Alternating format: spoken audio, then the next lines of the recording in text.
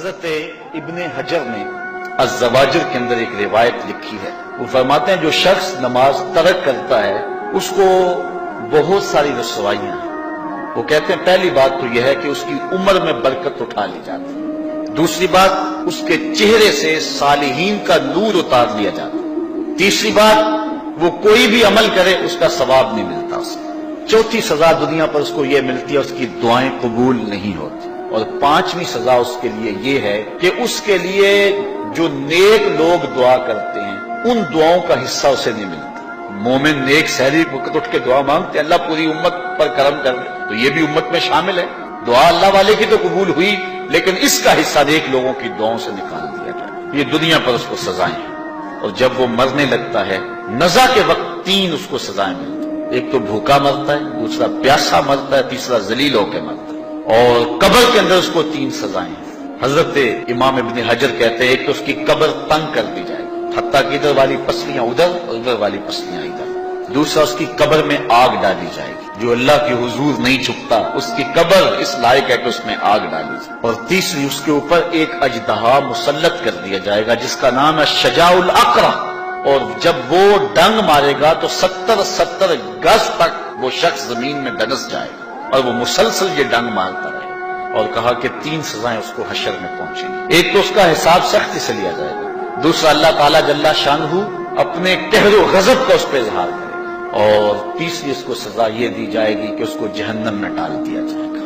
میں اور آپ آج کی اس بزم میں یہ پختہ عزم کر کے اٹھیں کہ آج ہم خود بھی اور اپنی اولاد کو بھی اپنے دوستوں کو بھی.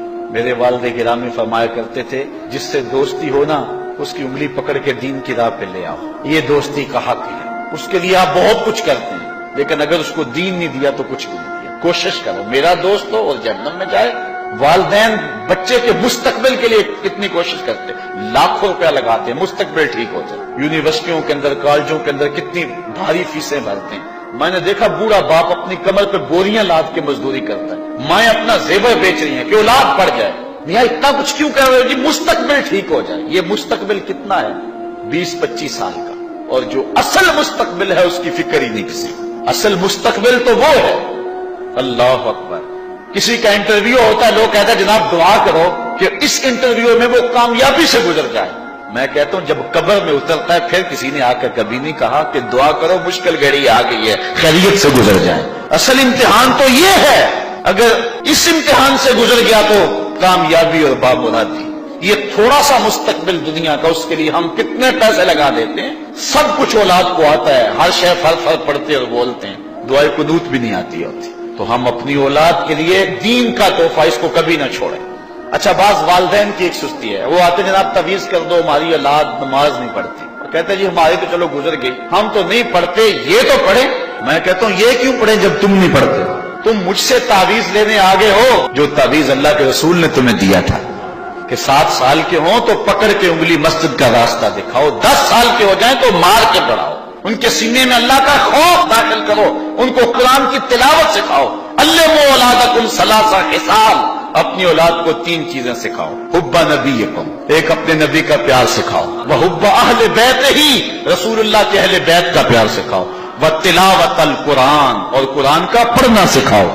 چھین لو سیڑھیاں ان کے ہاتھوں سے گانے والی, چھین لو ان کے ہاتھوں سے ناول اور ان کے ہاتھ میں قرآن دے دو.